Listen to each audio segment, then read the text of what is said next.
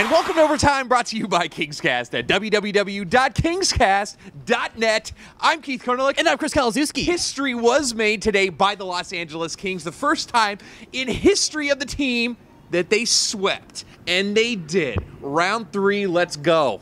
That's right, Kings fans. The brooms are out. It is an awesome game at Staples Center today. Here to talk about Game 4 of this series. Also do a proper see, a KingsCast style for the Blues, and we'll also preview the next round. Here we go. It is episode 159. Let's get into it.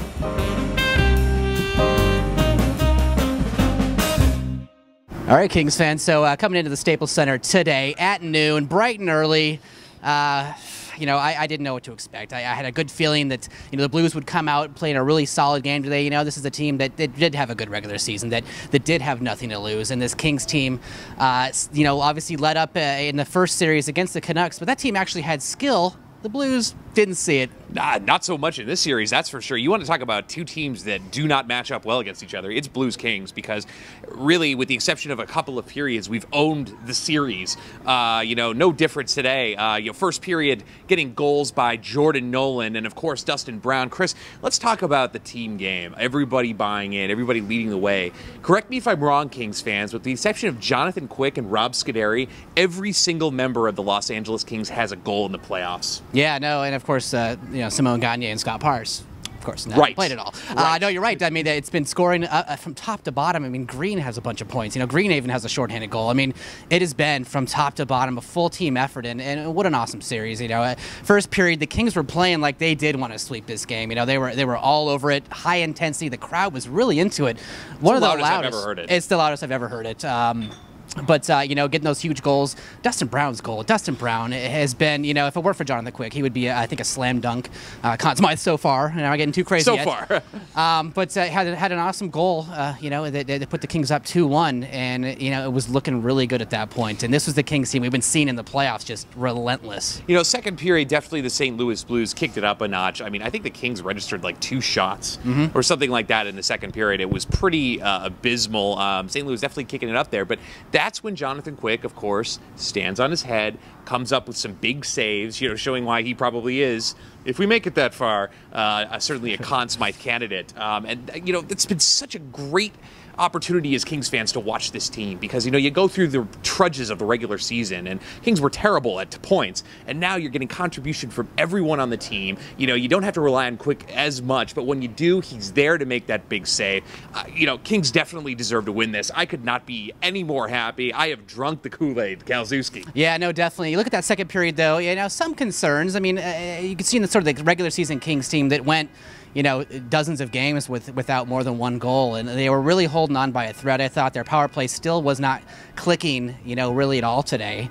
But you move into the third period, they're still up 2-1. This is a defensive team. This is the good goaltending team that we've been seeing, and I liked our chances at that point, even with lots of opportunities by the Blues. Yeah, and Dustin Brown closing it out with an empty netter. I mean, if there's a guy that deserves an empty net goal, it's Dustin Brown. I mean, his leadership on the ice has been outstanding from, when he popped up in those trade rumors. Not that he wasn't a great leader before, but really you're starting to see the Dustin Brown in his prime emerge, which is fantastic to see. No disrespect to the St. Louis Blues. I kind of think they're sort of a year behind us. It was definitely good for them to taste a win in the playoffs, knocking off San Jose, and no doubt that they'll be right back next year. It'll be another probably tough series against the Kings, although hopefully we won't be 8th next year. But moving forward, this is a Kings team that's really doing a lot of things right. Things are clicking on all cylinders. Just please, nobody get injured. Yeah, no, definitely. We've been really lucky so far, except for Clifford, who, I'm not sure we're going to see him again unless the Kings start losing a couple games here and there. But because, like we said, if it's not broke, don't fix it. Nope. But defensively, the Kings really locked down. I thought in the last 5 minutes, and the Blues did have a lot of chances, really making a lot of pressure on Quick and hit a couple crossbars here and there. And the forwards also playing excellent defense, team all cylinders. Yeah, I mean, we're 50% of the way there, definitely for a Stanley Cup, which is nice to see.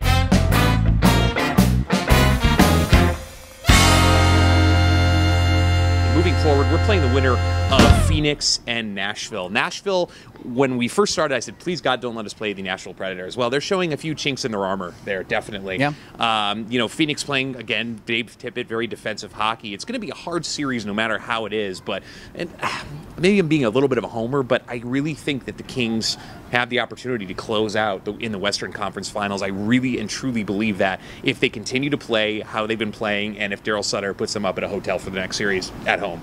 Oh yeah, that's definitely happening in the next series, regardless of who they're playing. But Phoenix, it's hard to tell in this series. We talked about this after the game. Is Nashville playing really bad, or is Phoenix playing really good? I mean, it's hard to tell. But like you said, I think they can take either team when it comes down to it. And it looks like the Kings are going to have a little bit of rest based on the series in the East is kind of dragging out there a little bit. So we're looking to have maybe 6 or 7 days off, which I'd say advantage Kings. It worked last time, and I think everyone rests up and getting ready to move on to the finals. Daryl Sutter is not letting the Kings go out and party. He's going to be working them like dogs. You know what I mean? After the today and the press conferences, they're looking to the next series now. You know what I mean? There's nothing to celebrate yet. Winning the second round of the playoffs, it's awesome, but really eye on the big prize. So if you look at our preseason expectations, mission accomplished.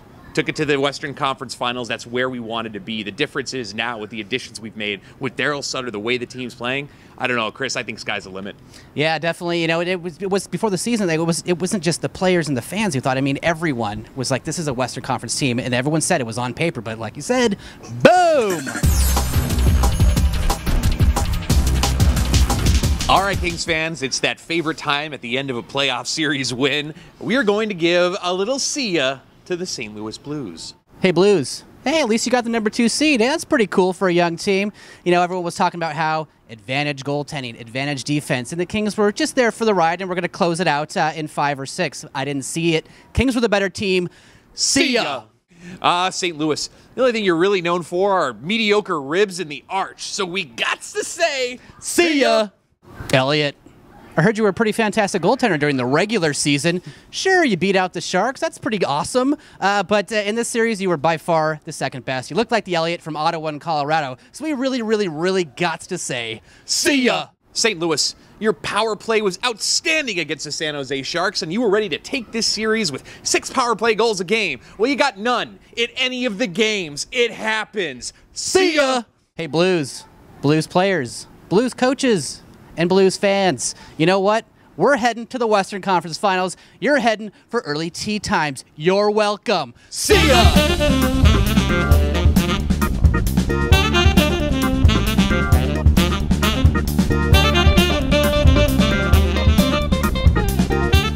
Well, that's going to bring us to your question of the day. Kings fans, who do you want to see in the next round? Please leave your comments, as always, downstairs.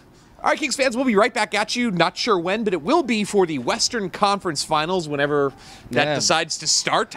Look forward to that. Thanks, as always, to the Blues fans that have tuned into the show and our faithful Kings fans that have been subscribing, liking, everything like that. Don't forget, hit that subscribe button up at the top so you get the latest, the greatest from the KingsCast. I'm Keith Kornelek. And I'm Chris Kalaszewski. Thanks for watching Overtime by KingsCast.